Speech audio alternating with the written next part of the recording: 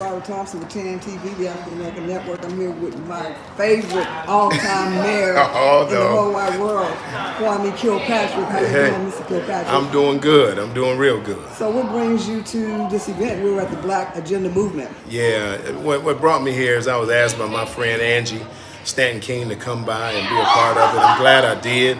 But we're talking about how do we create an agenda outside of a political party? What it is that pervade black communities and black families and black people around this country, and how do we focus on a political and community and social agenda that reflects what those people want, need, and desire. And so I love it because finally we're not talking about Republican or Democrat, we're talking about exercising our own people power, our own cognitive skills to build a political agenda that addresses our concerns. And that's from entrepreneurship to business all the way to the social net that needs to be in place for our community. So I love it. Wow. So one more thing, I met you, well, I didn't meet you, but I heard you speak at my sister's funeral back in 2008. And so you captured her just right, but just from there, you were the youngest mayor in Detroit. How did you get there? Well, first let me just say your sister, Dr. Sophie Womack, was an amazing doctor, an amazing woman. My son was born with no heartbeat. And my son, my twin, came out. They had to rush him to the NIC unit. And that night, I went down there to see him and snuck in that room. And this little short doctor came and said, "What are you doing in my room?" And that was Dr. Sophie Womack. And from that day, she's been amazing. She saved my son's life, and I just love her to death and always will. I tell you this. It was a journey that first I was born and raised in the city. I love Detroit. I grew up, played in those playgrounds, those rec centers. I played football for those PAL teams. My sons have the same experience. My family, my mother, my father. That was my town. And so when I grew up, I always wanted to be mayor. Coleman Young, I won a contest and met him. He was a 20-year mayor of the city of Detroit. He told me one day I could be mayor, and I believed him. And so after being in the State House for 5.5 years, I was leader of the State House. I ran for mayor at 30 years old, and nobody thought I could win, and I won. And I was in the position nearly 7 years. And during that time, we did some great things for the city. And so I miss the city. I love the city, and I hope one day I get to go back and make a different kind of impact, the spiritual side and community side. We can't have Trump. America's going to die. What about our country? Y'all was screaming, what about our country?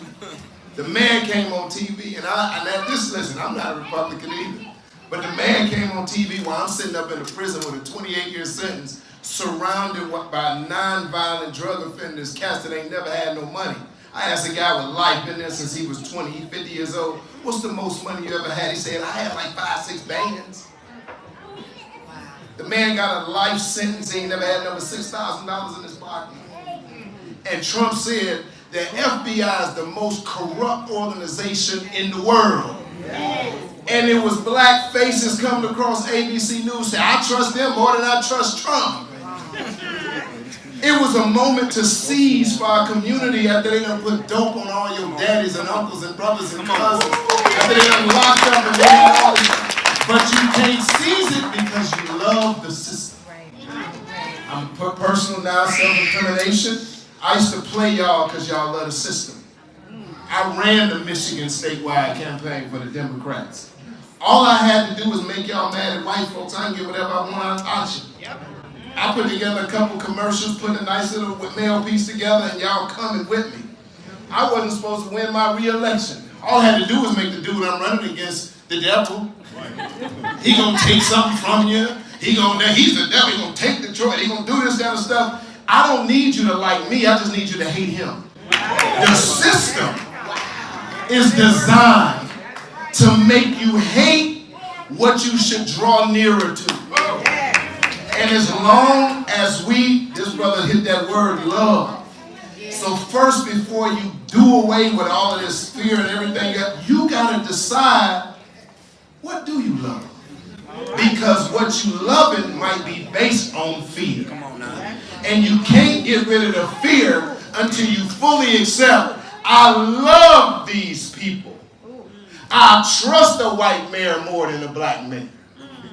So when we get up and stand up, and even when you say stuff about churches, 90% of the churches in the black community are poor.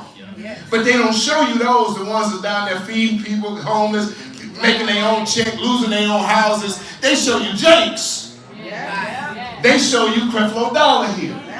And when they show you that, all churches like that got your mama putting money in the pen for the rest of the week. Now he's eating out of soup can. Y'all remember all the raps, right? Most of these churches broke. They losing their buildings more than 80% of the churches that were here 5 years ago. They're running out of churches now in communities over in Philadelphia, Detroit. They closing. That's right. So it ain't about the churches. That's the boogeyman. Ain't nobody taking nothing from you but the malls. You ain't spending your money on church. Let's be honest.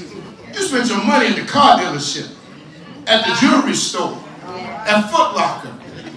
Listen, I'll end with this. I agree with this brother so much because I don't care if you talk to Detroit, they know I love that town. And I saw the town love the system more than they love me. And what I saw in a prison cell all by myself, I was locked up in solitary for 225 days. I had to deal with the fact that I was all alone when I thought I was a part of a loving community.